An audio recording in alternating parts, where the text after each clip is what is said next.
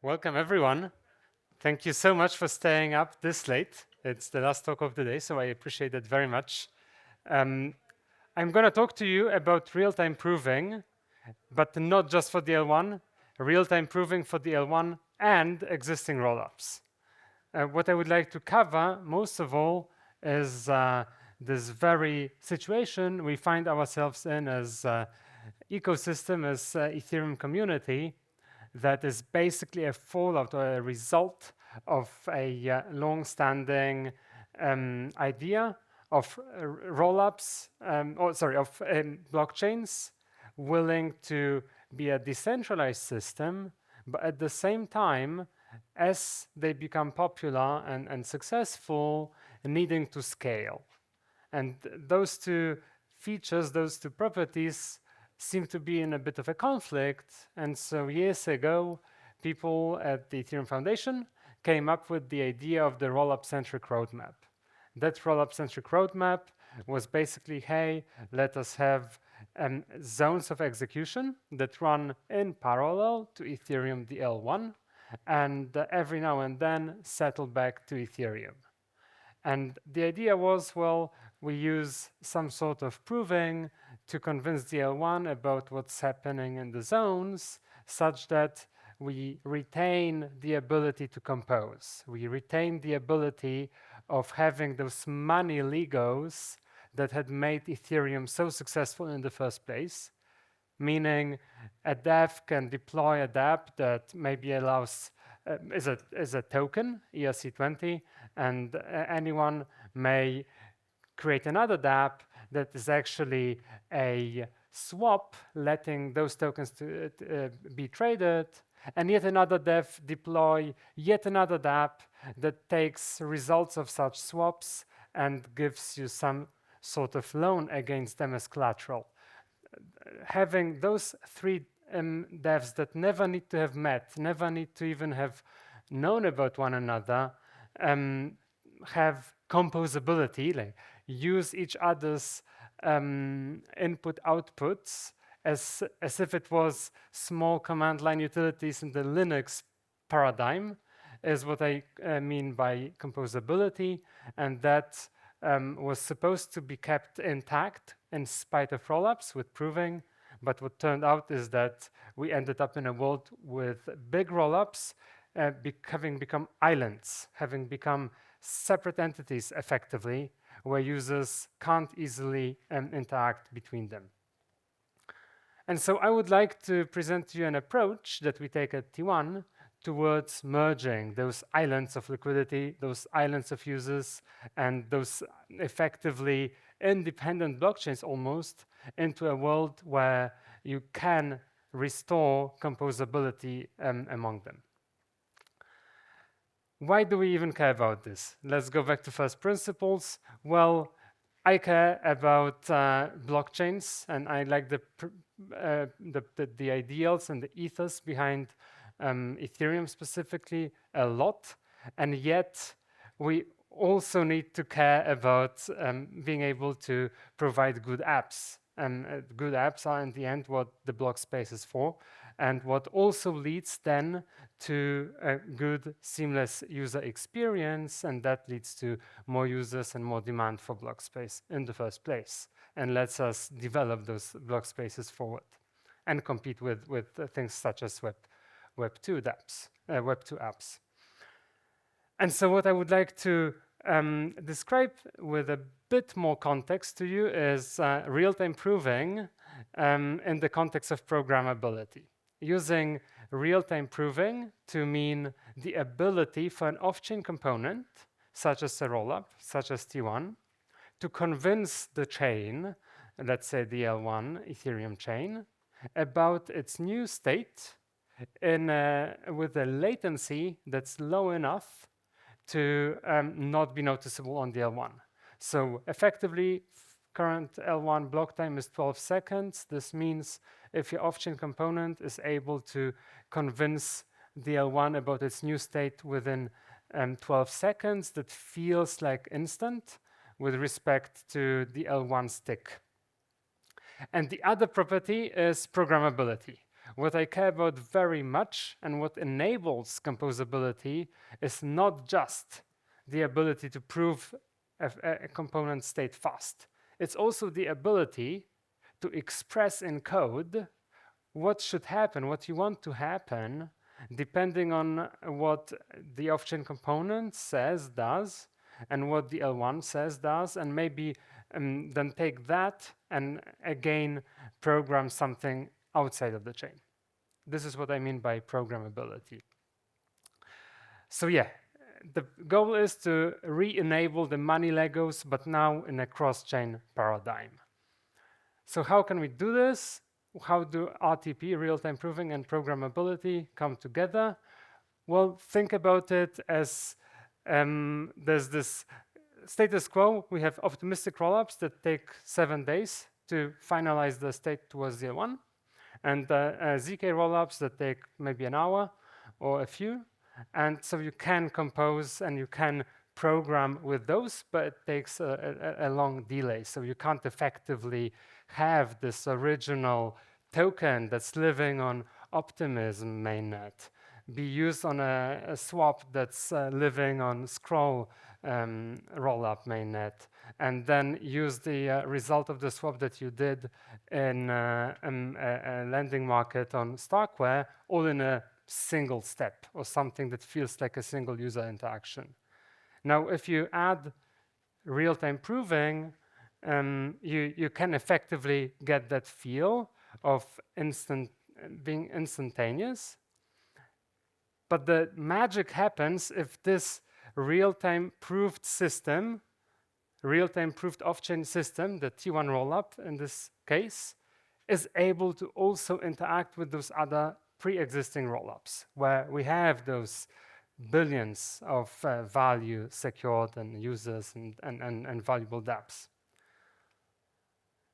And so how you can do that is, in the case of T1, we are running trusted execution environments in our nodes that are following those individual rollups sequences, trying to keep up with the current state and trusting in the sequencer confirmation, and they expose the ability to call into those rollups as though they were those rollups users, two dApps living in this T1 block space. So what this means is the TEE is basically acting on the user's behalf as though it was a consumer of the other pre-existing rollups block space.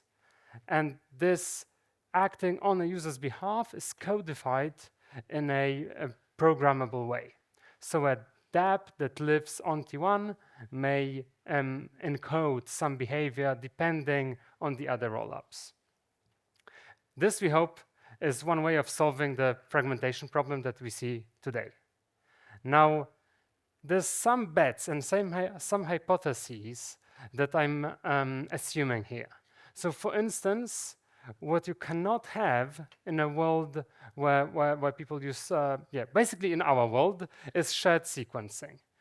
In order to have shared sequencing, the big incumbent rollups, such as Arbitrum and zk-sync, etc., would need to opt in and give up the autonomy to, at least partially, block build for their rollup.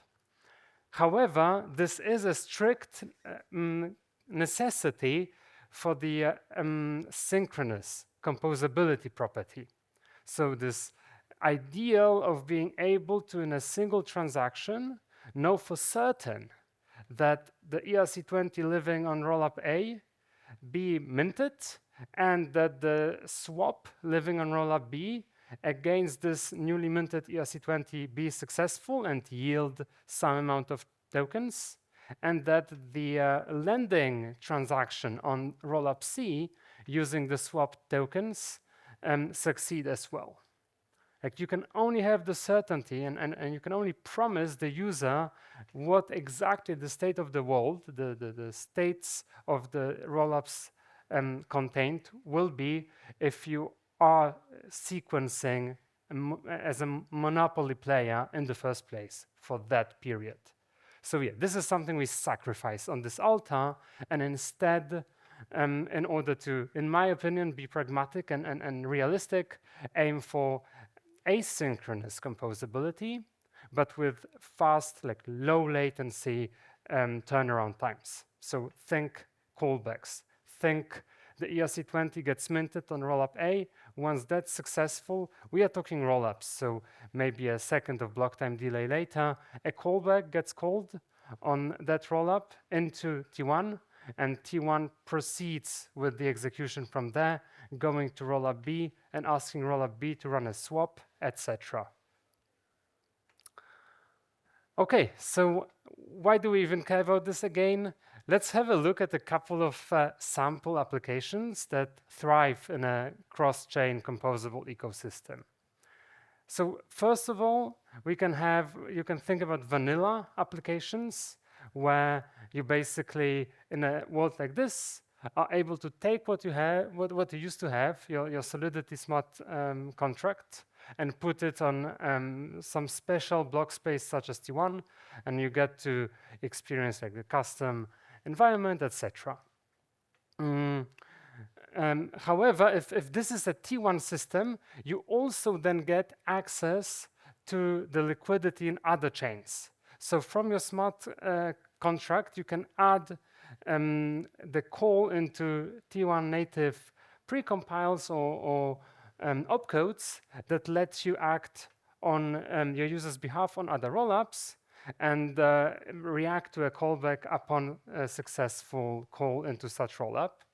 Moreover, you get to share users. So users living on base are able to have their tokens. For instance, if this is a lending market situation, their tokens are actually more attractive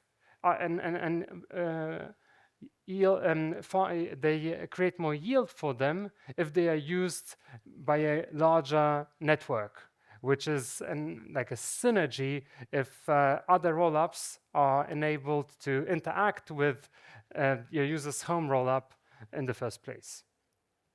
And yeah, generally better UX, where the front end could abstract away from the user the fact whether the yield-bearing token position is living on rollup A or B or C. They could literally just say, hey, I have 1,000 USDC. I trust the Aves and the compounds on these 5 rollups. Just move it wherever the yield is the highest, and I don't want to know about it. So where is this whole thing now? Well, we actually have a testnet live that we call the proof of read testnet, where any developer is able to request on base or on Arbitrum that a fact, like some read data from the other rollup, be brought to their rollup. What this enables, for instance, what we are using this as a demo application, is very fast ERC 7683 repayment to solvers. ERC 7683 is the idea of formalized intents, where a user wants to have funds on token B, but they have funds on A. And so they ask someone, hey, please give me 5 ETH on B, and in exchange, I'm putting in an escrow contract 5 ETH plus some small fee on token A. Now, the general use case, the general situation nowadays is that such a solver saying, okay, I'm fronting those funds, and now I am stuck with funds on this other chain, needs to unlock the escrowed funds with some sort of proof that they did indeed fill the user's demand, the user's intent on the foreign chain. And this currently state-of-the-art takes somewhat around 1 hour.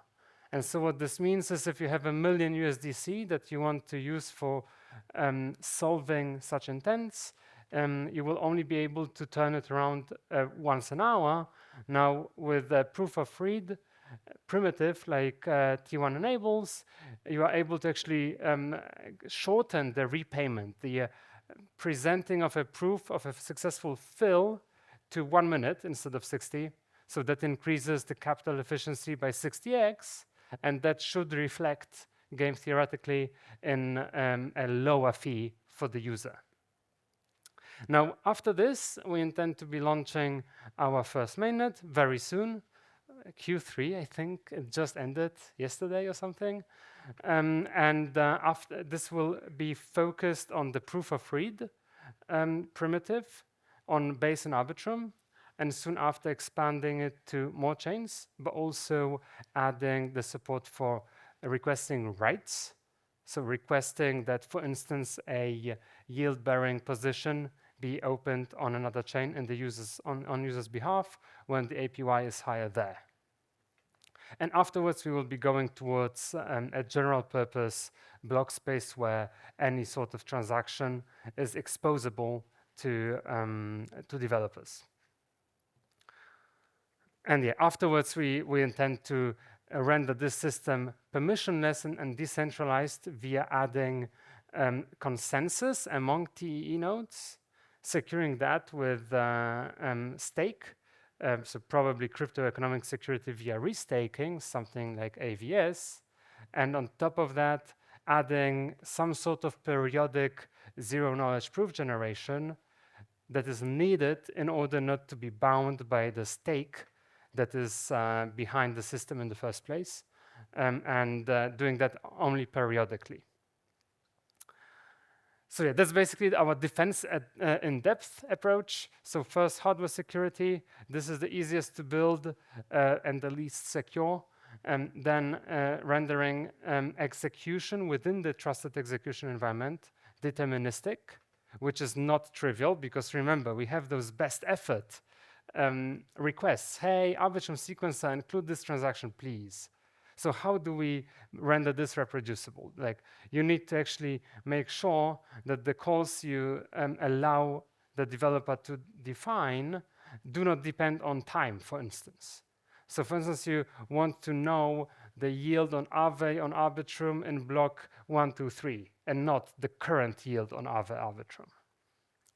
So once we render the compute deterministic, or mostly deterministic, we are able to add several TEE nodes and have them reach consensus and be able to detect offenses and slash the stake.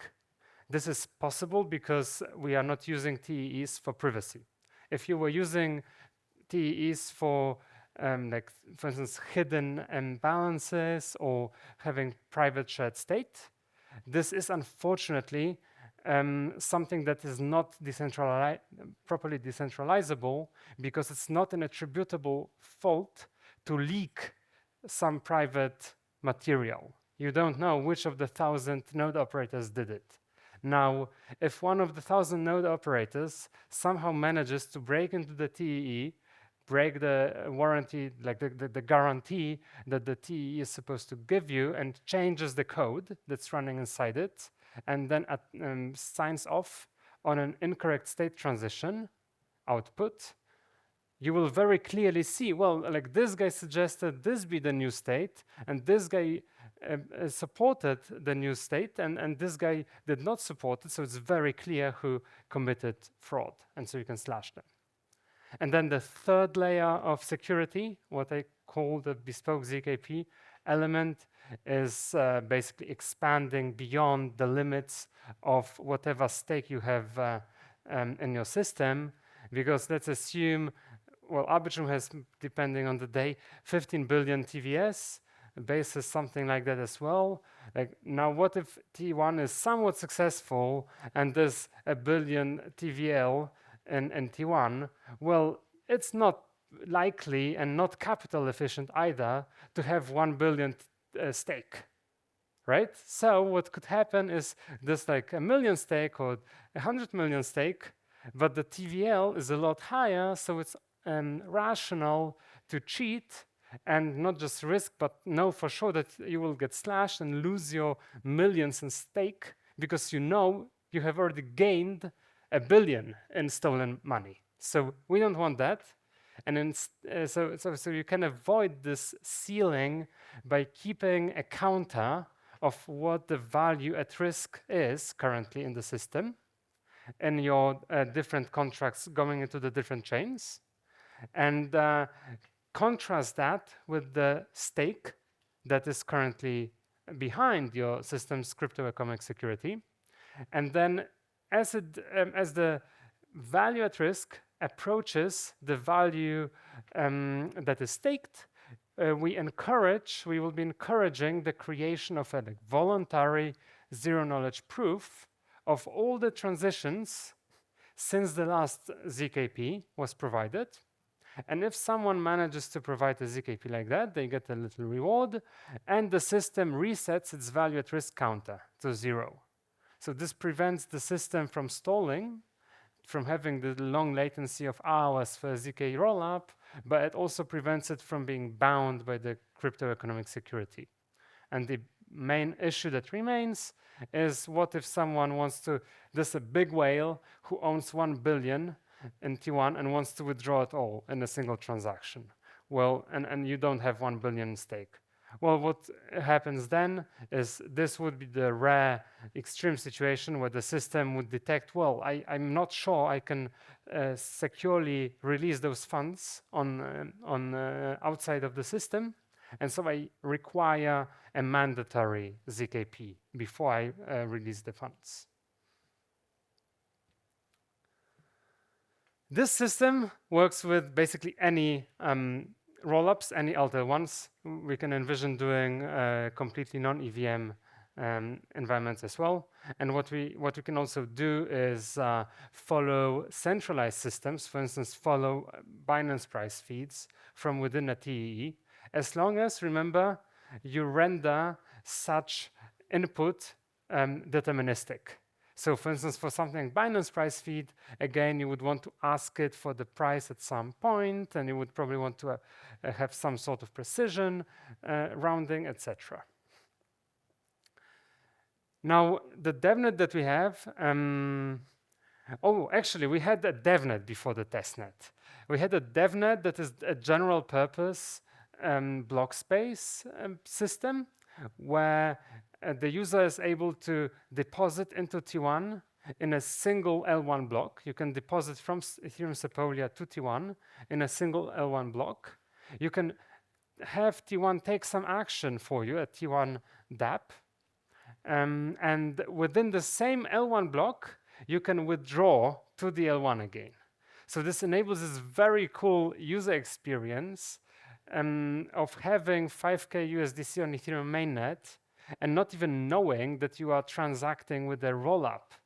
And this all is abstractable away in the front end. And behind the scenes, the rollup is able to actually tap into other rollups' liquidity. So we launched that in, in March, I see. And then recently, in June, we launched a real-time proving testnet that focuses on proving reads between Arbitrum and Base, specifically for focusing on the 7683 bridging improvement. And now I would like to show you 3 quick areas where real-time proving and programmability shine. And that is first, the 7683 improvement by roughly 60x that I mentioned before. Second, what you can have with real-time proving and writing to rollups is this idea of yield difference arbitrage between chains. The thing with Aave on Arbitrum and Scroll.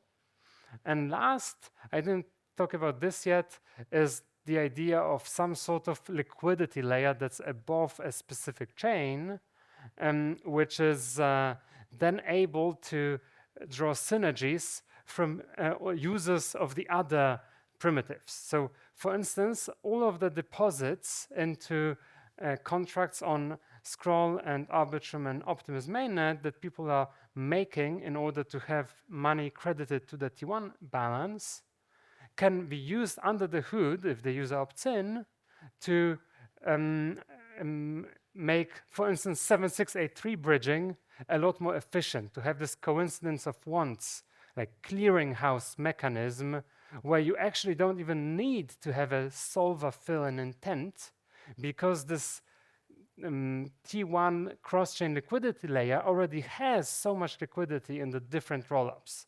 So it can basically clear such intents, such debts instantly and for free. So this is a cool, like synergistic, longer-term vision. We don't have that much time, so I'm thinking maybe I show you briefly our architecture, just for the more technically inclined among you, which I tried to briefly sketch out. And this one interesting thing, if you go over the user journey here, the user has some funds and they deposit the funds via the canonical bridge on Ethereum to be credited to the T1 rollup account.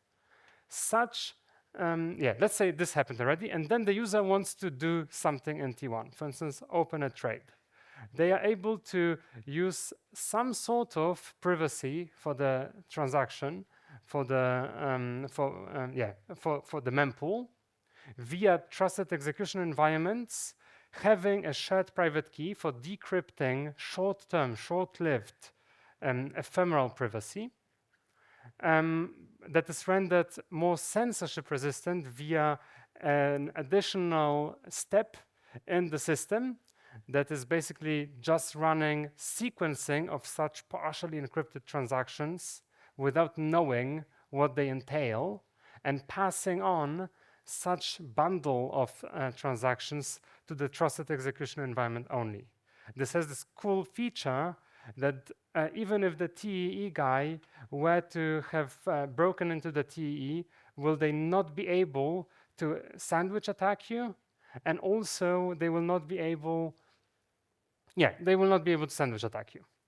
And also, they are not able to exclude certain transactions. The censorship resistance is created in a way broader set of validators who don't need expensive TE hardware and who are doing this lightweight job of just sequencing transactions into a bundle. They don't need to be running all those nodes for other rollups, etc.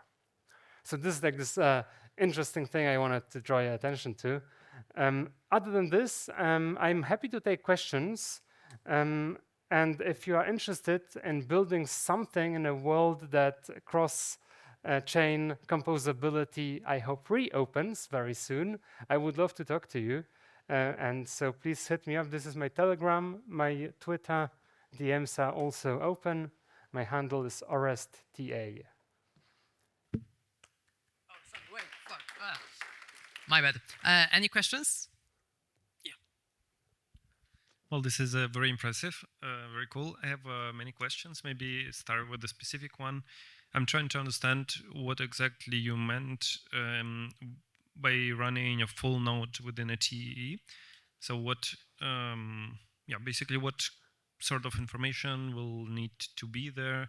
Do you need like the full history within the TEE? And maybe if you could comment a bit on that. Sure, great question.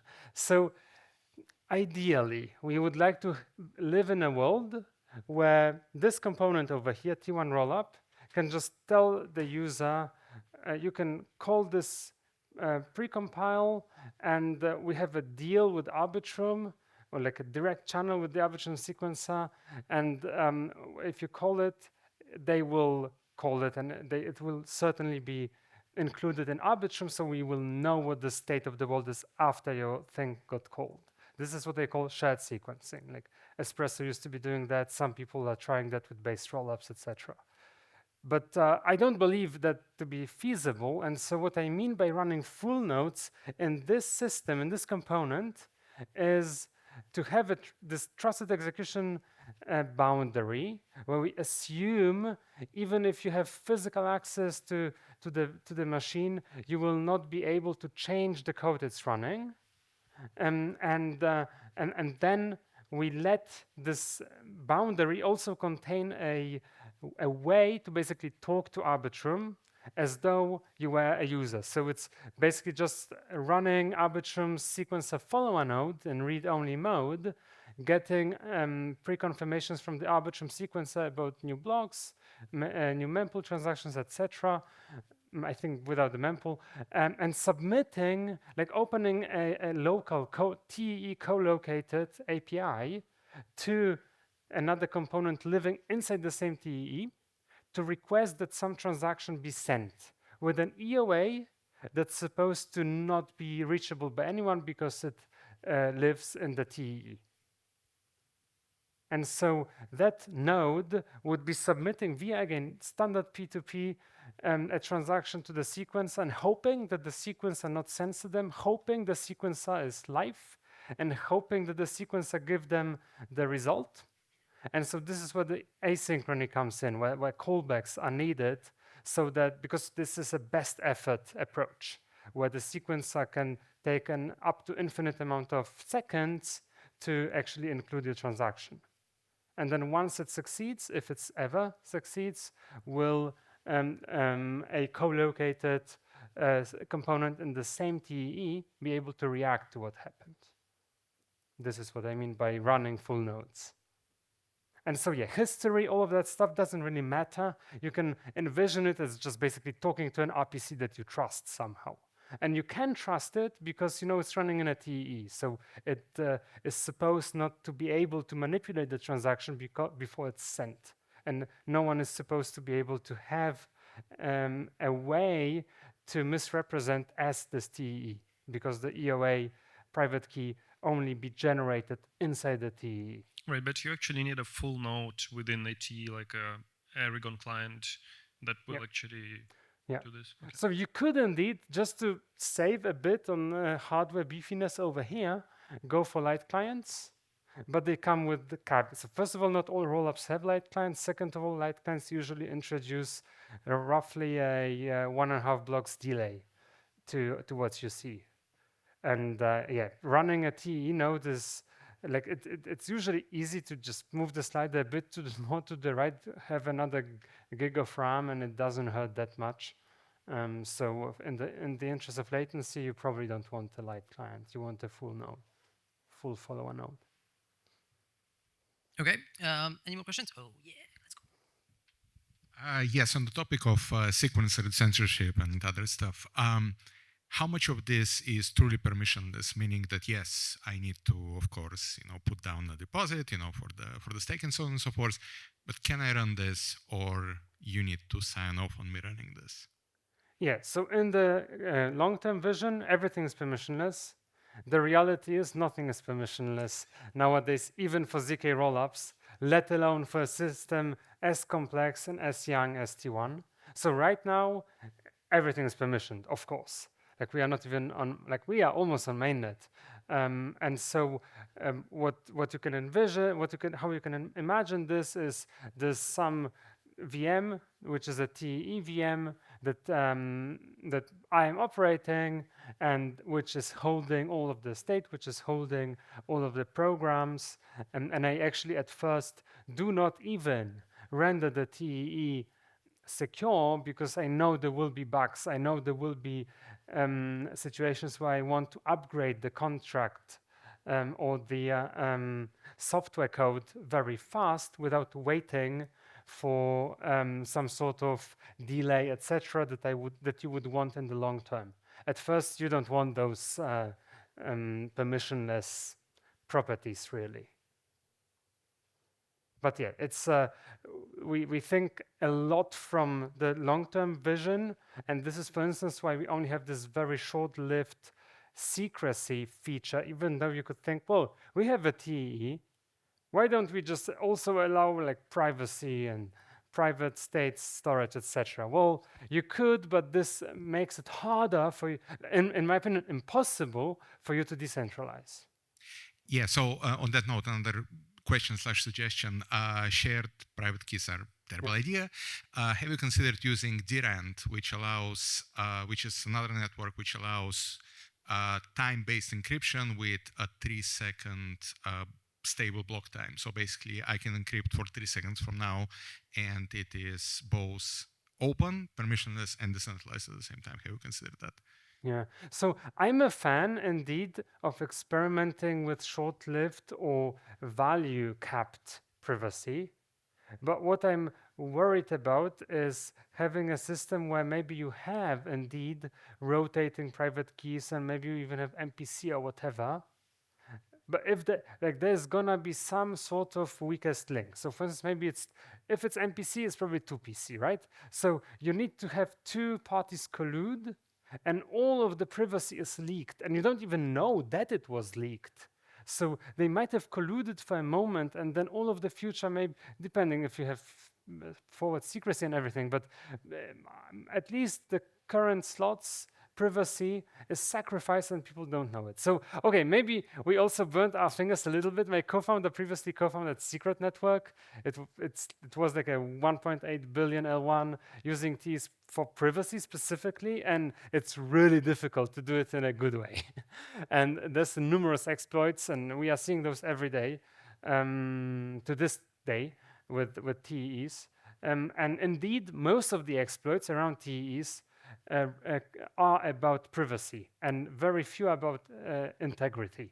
So it's quite, and you can think about this as a computer scientist. Well, there's some memory somewhere, and it's you can see how, especially if it's a lot of RAM, and it's not all made to be encrypted. It's like terabytes of RAM.